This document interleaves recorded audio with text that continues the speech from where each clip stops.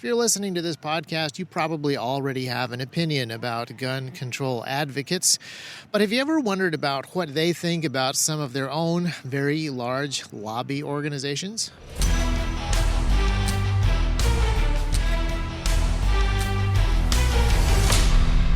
Welcome back to another episode of T-Rex Talk, and this one we're going to be talking about kind of the gun control industrial complex, because while there are a whole bunch of different people on the left with different political perspectives who all want some different flavors of gun control activism and advocacy has turned into a pretty big monolithic thing with a very cookie-cutter approach to changing policy. And I had kind of noticed that, but I hadn't really thought about what that looks like to the folks on the inside. And I need to give a hat tip to the open source defense guys. If you listen to this podcast, you should totally be subscribed to their newsletter. They have a weekly newsletter full of very fascinating things. There's always one main article, but then they include links to other interesting articles, including the one that I'm going to be referencing today. I'm not going to read the whole thing because I don't really have time to go over all of it, but I am going to be quoting from it pretty extensively. It was written by Micah L. Sifry, I believe that's how that's pronounced, and he writes for various organizations and publications like New Republic. He has a book. He's a good writer, and he has some interesting insights, but this article is from his own Substack, and he's talking about why the gun industry, the gun control industry, has turned into kind of this big corporate monolith. And it's a pretty interesting article. I'll link to it down below. And the main thing that I want to talk about in this one is kind of this interesting struggle where you want some level of unity within your people, but that can become this kind of stifling pursuit of uniformity. The left and the right are politically made up of not just two particular parties, but all kinds of different people and different kinds of lobby groups and interest groups and action groups and grassroots organizations, think tanks, and stuff like that. And if you are a conservative and you've had anything to do with conservative policy or politics or think tanks or whatever, you know that those groups, though they're theoretically kind of on the same side or theoretically inside the same Overton window, fight. I don't want to say they fight like cats and dogs, but I will say that they generally get along about as well as cats and dogs. And part of that is there's just a whole bunch of different people who focus on slightly different issues. So you got your economic freedom people, and they're a little bit different oftentimes from your tax reform people. And then, of course, there's the gun freedom folks. You should be familiar with the spectrum that is in there. You got a bunch of people who want to deregulate agriculture, and then you got your homeschoolers, and then, of course, you got your pro-life groups. And there are so many different kind of pro-life groups. Like you have your hardcore abolitionist types. And then you have your people who really just focus on the sidewalk ministry. You got your mainstream evangelical folks, kind of big Eva folks, and they often have fairly large, powerful corporate lobbies like National Right to Life. And then those are often fairly cozy with the big Catholic groups, but then you also have these really scrappy pre-Vatican II Catholic folks who tend to get along much better with the hardcore abolitionists that we started with. So you get the idea. And I know that a bunch of conservatives think that things are much more organized on the left and that people get along a lot better. And it certainly seems like they are better coordinated at certain times. But I've also had friends who are leftists tell me, man, it is just a nightmare. Everybody's fighting like cats and dogs in here. We got the Bernie bros, and then we also have these Wall Street hedge fund guys. The L's are fighting with the G's. The Greenies want no more nuclear power, and then we got these Muslims who want way more nuclear power, and then Black Lives Matter just championed Hamas in front of our Jewish donors. You guys have it so much easier over there on the right because you just care about God and guns and you agree about everything. So it's definitely one of those grass is always greener on the other side kind of things.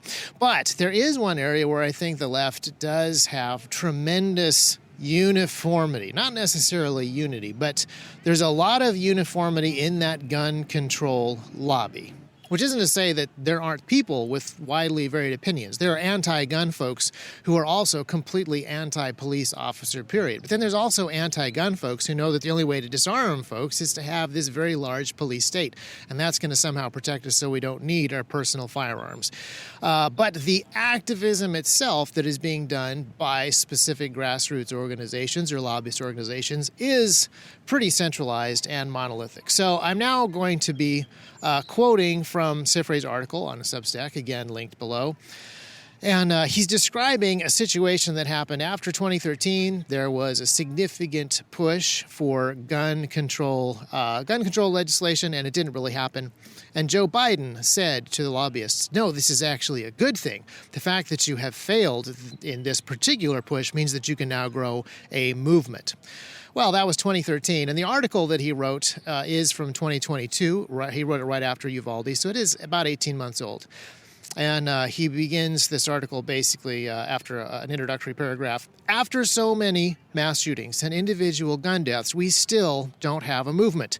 We have a well-financed gun safety lobby that is pursuing common sense gun reform and responsible gun ownership and gun violence prevention, the goals that Everytown for Gun Safety, the biggest gun sense group, emphasizes.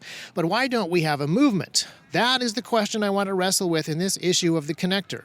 Instead of writing another piece about why the National Rifle Association and Gun Owners of America are so powerful, or the roots of American gun culture in toxic masculinity and racism, or how some common sense reforms won't really get at the heart of the problem, I want to ponder the part of the mass shooting cycle that gets glossed over. What happens when outrage gets channeled into activism, and specifically why that part of the process seems to be stuck.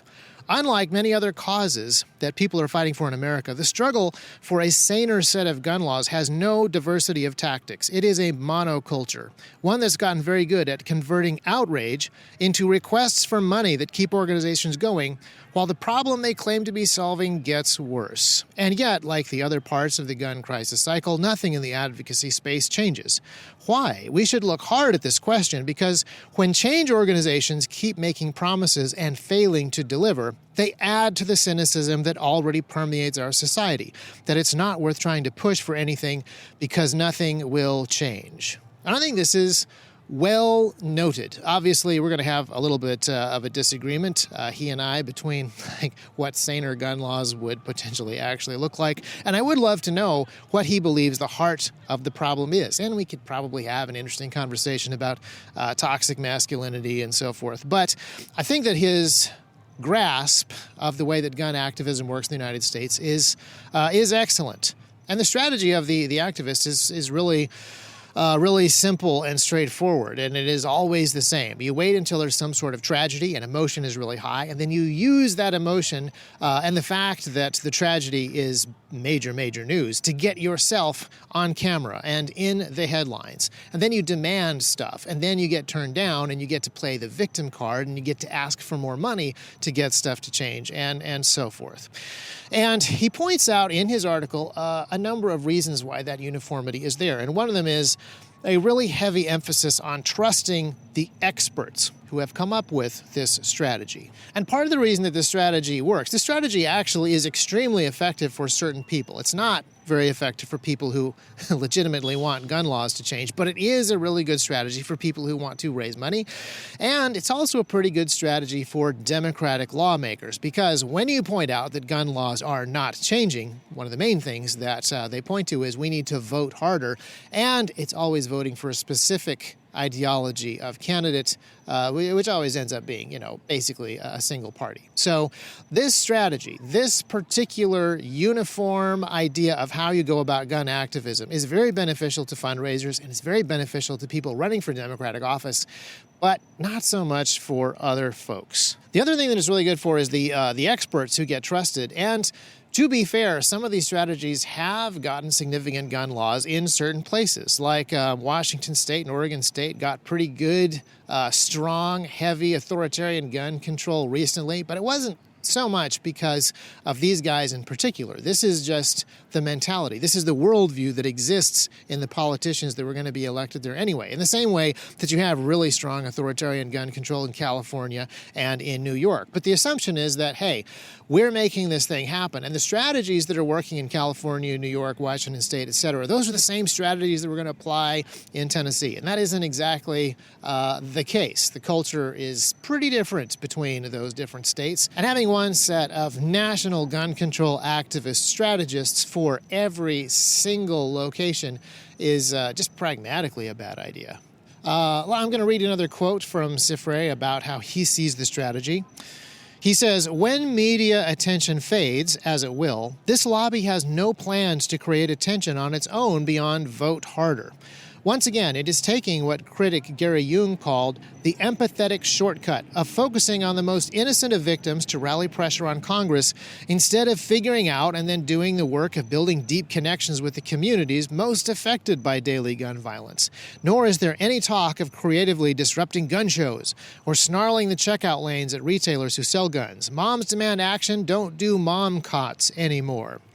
So I have read a little bit more of this guy's stuff. I'm not 100% sure what his ideal scenario would be, but he points out the kind of action versus activism that there was a little bit more of that in the past. These kind of boycotts, and they're more than just boycotts. They are actually creating confusion and difficulty. A good example of this is Saul Alinsky organized boycotts of specific stores back in the 60s. But it wasn't just that people stopped shopping there. It was that people would go there, fill their carts up with stuff, and then refuse to pay for it and leave. And I think that is something that Moms Demand Action was doing back in the past. And Saul Alinsky's guys went even further. They would order a whole bunch of furniture from these furniture stores, cash on delivery, and then after the furniture arrived at their doorstep, they would say, no, we don't want it, we refuse it. And that puts a lot of pressure on stores. It isn't just not giving them your business. It is causing them pain and financial damages at some level. That is the kind of activism that's being discussed here. And we'll talk more about boycotts in a little bit, because there is a great deal of confusion over what boycotts are and whether they work or not. People were very loudly proclaiming boycotts not to work, but occasionally they absolutely do. Like when Budweiser did that thing earlier with Bud Light and that one particular trans person, and then nobody wanted to drink Bud Light anymore. And it wasn't just that the boycott affected Bud Light. Anheuser-Busch stock value dropped precipitously. It was very effective. And the main point here is that you need something more than just uniformity. When you uniformly tell a group of people to buy X or to not buy Y, they're only going to be, so much on board with that particular strategy. When people personally, genuinely believe that they want to support company X or that they do not want to be seen drinking beer Y, that is when the boycotts work really well. And just the simple voting with your dollars thing is very effective, and you don't need to do the extra tactic of going out and trying to physically harm and cause some sort of damage to the company by messing with their checkout lines, making it impossible for other people to shop at Walmart simply because you disagree with the stuff that they have inside of their sporting goods section. The second point that Siffre brings up, which is the main one that I really want to get to here, is the fact that the gun organizations, and not all of them, but a couple of gun organizations get massive amounts of money from Michael Bloomberg. Another quote from the article: since 2014, the gun control lobby has essentially been rolled up under one roof. Everytown for gun safety, with deep backing from one key founder, Michael Bloomberg, one of the world's richest men. After the failure of the Manchin-Toomey bill in the Senate in 2013, which prompted Biden's silver lining comment to Givers. This is the one that I mentioned at the beginning. He said, don't worry, this failure actually helps you build a movement. Bloomberg entered the gun control space in a big way. After funding his Mayors Against Illegal Guns group for years, he announced a $50 million initiative to counter the power of the National Rifle Association, and he placed a former mayoral aide of his, John Feinblatt, at its helm. Moms Demand Action, which Shannon Watts had started on an impulse as a Facebook group, was absorbed under Everytown's umbrella, allowing it to claim an instant army of millions of digital activists. And Everytown is the game in town. There's a bunch of other groups that are out there for sure. But in 2020, they raised way more money than every other gun control group combined. Another quote from the article, a Bloomberg spokesman told the New York Times in 2020 that he had given the gun control movement $270 million overall since 2007. Everytown, which does not have to disclose its donors, told the Times that he's responsible for about 1/3 of its budget. Either way, he is the big kahuna, and it's his politics that the organization reflects, a commitment to bipartisanship and quiet collaboration with the police. And it mentions a few other things here. This is a good article to read. It has some decent journalism on sort of where his money is going. He has given a ton of money to Democratic candidates running for various legislative offices, tons of money to Democratic governors, but also to the Sierra Club, places like that, just millions upon millions upon millions of dollars. And he tries to put it into key races, and he tries to give it to specific key issues, as you would expect. But just to finish out this paragraph, it says, and the Times noted, with his backing, the creation of Everytown came a stark shift in culture and a rigid new command structure, one that left some activists feeling that they were pawns in matching red T-shirts, forced to communicate exclusively in canned talking points. And this is one of the downsides of a kind of an external uniformity. If you don't like all these little different gun groups kind of squabbling with each other over the best ways to do things, money is a real easy way to do this. Everyone who is willing to follow the party line in exchange for money gets a paycheck, and everyone who isn't gets kind of squeezed out. If you have enough millions of dollars, you can get instant external uniformity and instant people lined up in lockstep behind your particular strategy. And it should be noted that Bloomberg set this whole thing up basically to counter the NRA. And I want to give Sifrey some props. Earlier on in the beginning of the article that I quoted, he mentioned NRA and Gun Owners of America. And I just want to say kudos to Michael Sifrey for knowing that the Gun Owners of America exists, because an awful lot of people who talk about right-wing lobbyists believe that every single thing is run by the NRA, that the NRA controls all the Republicans and all the gun companies. And Bloomberg seems to kind of agree with this, because he created this massively overfunded Everytown and absorbed all the other groups specifically to fight against this kind of imaginary NRA, the one that is also a mammoth, monolithic, single-minded entity. But you guys know that that's not really how the Second Amendment community works. You've got the National Association for Gun Rights, you've got the Second Amendment Foundation, you've got Firearm Policy Center, and then every state has at least one state organization. Then there are other lobbyists who are out there. There are litigators fighting stuff at different court levels. There are educators and historians and scholars doing the research to back these things. And then there are several businesses like T-Rex Arms. We're not the only one to hire our own lobbyists to do our own thing, kind of independent of specific lobby groups. So, this vast diversity inside of the gun freedom space has some strengths and it has some weaknesses. There is a cost to having this level of decentralization. There is some fighting over territory. There are some counterproductive strategies for sure. There is a little bit of squabbling over the money that's coming from some of the same donors. And there's just a lot of arguing online and elsewhere about different territory and strategy. But there still is some significant value to that level of decentralization and the different diversity of strategies. And these different gun groups can go after money and ideas and support from folks who might not support the others.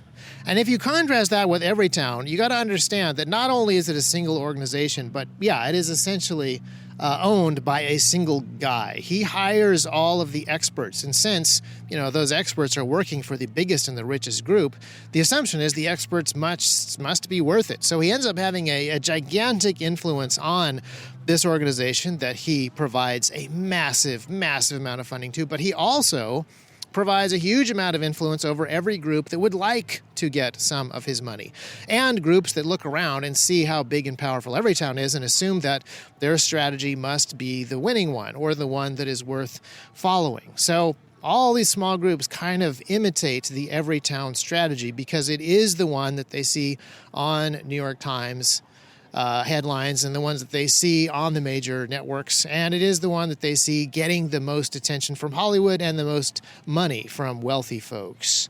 And in addition to that trend, just sort of pulling everybody on board with this same really kind of stagnant strategy, what it also does is it attracts a lot of really pragmatic people as opposed to principled people. I mean, there are principled people in the gun control movement, people who believe in principle over pragmatism. They just have different principles, wrong principles, I would say. But let's not overlook the fact that Everytown, in addition to influencing all these other gun orgs, also swallows a bunch of them up, just engulfs them.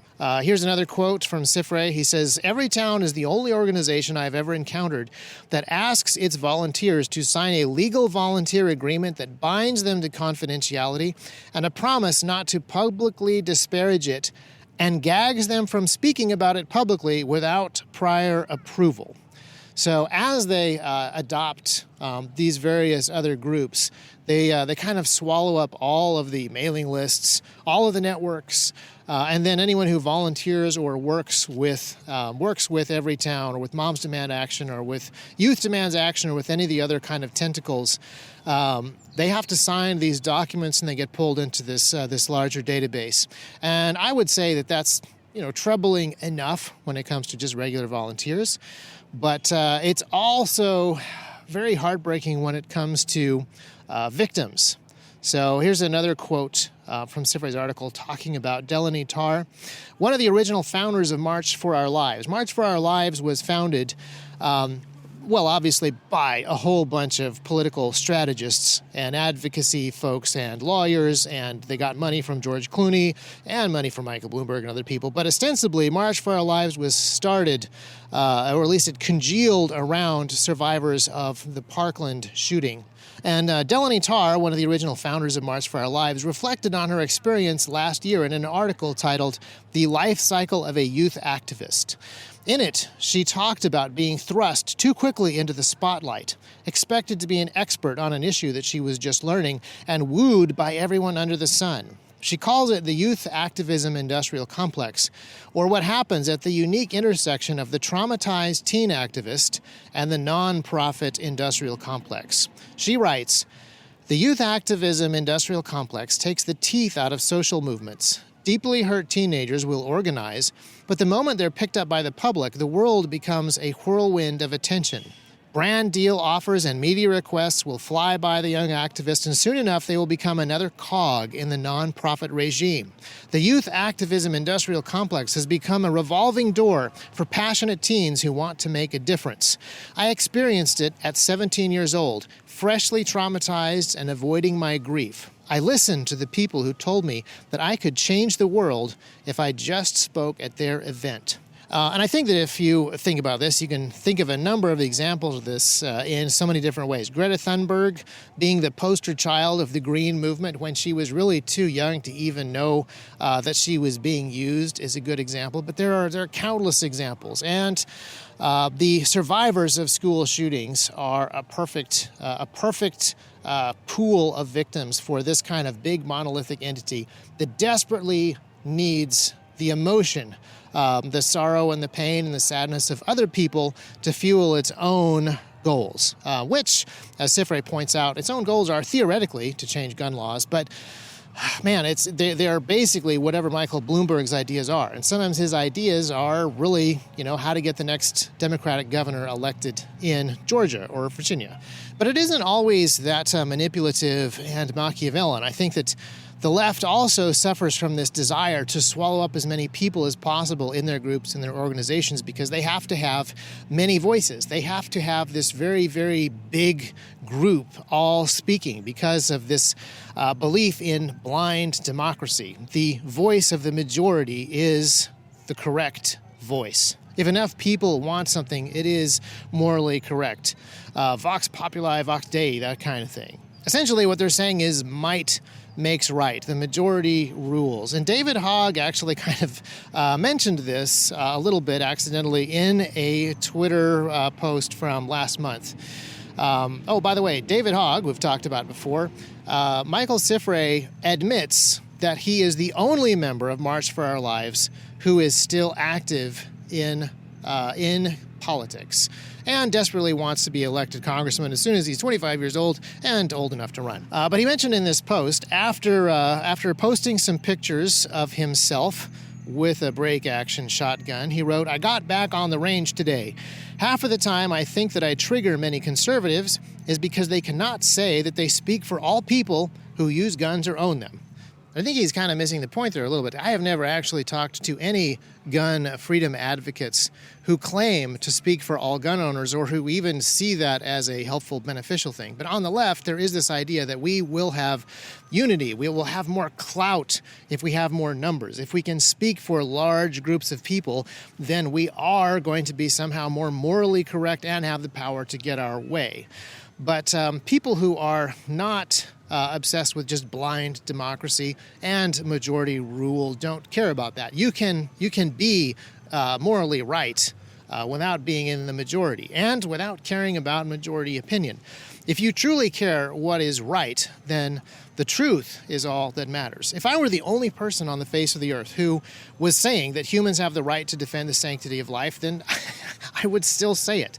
This conviction that people are made in the image of God and can use lethal force to prevent murder doesn't need democratic support. It doesn't need strength of numbers, and it doesn't need might to make it right. Now, there are thousands of years of theological study and political theory that do support this position that I see in Scripture, but the support is just verification. It's not justification. And this is how you build true unity, not just external uniformity, but unity comes when you have shared convictions. There's drama in the Second Amendment community, sure, but the shared values, if they are core values, can actually build strength on that diversity of strategy. And the more fundamental, the more basic those moral values are, then the better the unity will be. The drama will get more minor and less of a big deal, and you'll get a lot more actual power from, and I don't mean political power, but more actual unity coming out of these different, diverse, decentralized groups with shared fundamental values.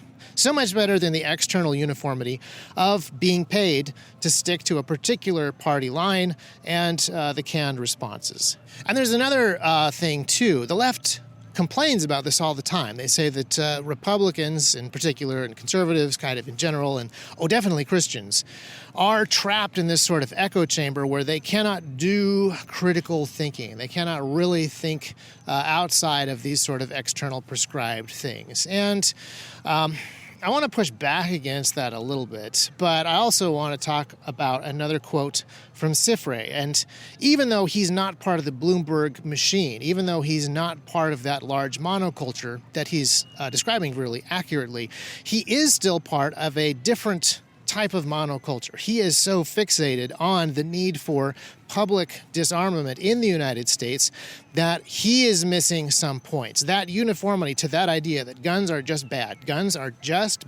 has left him kind of unable to do a little bit of critical thinking. And I will read another quote that I think sort of supports this. He says, "There is furious anger across America right now at the senseless slaying of 19 fourth graders and 2 teachers at the Robb Elementary School in Uvalde, Texas, on top of the racist massacre in Buffalo 10 days earlier. In the first days after the nightmare, people were ready to go to the streets to stop business as usual until the Senate, which is the main bulwark of the gun lobby, acts to do some obvious things like ban the purchase and ownership of the AR-15 assault weapons." So he is 100% right. Again, this was about 18 months ago. He was 100% right that at that time, after the Uvalde shooting especially, there was furious anger in America. It was extremely widespread. But he is wrong in assuming that all of that anger was focused on the AR-15 or any other particular firearm. Most Americans were furious at the murderer, but they were also furious at the circumstances surrounding, well, technically both of those shootings. The Buffalo shooting was perpetrated by a guy who chose a really soft target, and the people of Buffalo, New York were unable to defend themselves because of the draconian anti-gun ownership policies of that particular state. And then the Uvalde, Texas situation is even more tragic and infuriating. Even though Texans are allowed to own and carry firearms, the local police department prevented people from defending their own children and wives by keeping them out of the building, stopping them from doing what was morally right, and waiting for over an hour. If you think very critically about these two situations and what could have made the body count lower, the answer is not to have a better armed police state and a less armed public. The answer is clearly not to have more failed gun laws that do absolutely nothing to prevent violent criminals from committing murder. And Sifri even points out that the cops are holding regular people back. He says here, like the Uvalde cops who held back the mothers and fathers of those kids as the shooter rampaged, the professional do-gooders at the big anti-gun violence groups also swung into action, seeking to hold back our fury and channel it into the same safe and limited channels they've been using for years to lead the charge for better gun laws. I don't know if that is how widespread that is actually true. I don't know how many anti-gun people were ready to swing into action in every town, and moms demand action. Other people were like, hey now, just put on your red t-shirt and show up at the rallies that we tell you to.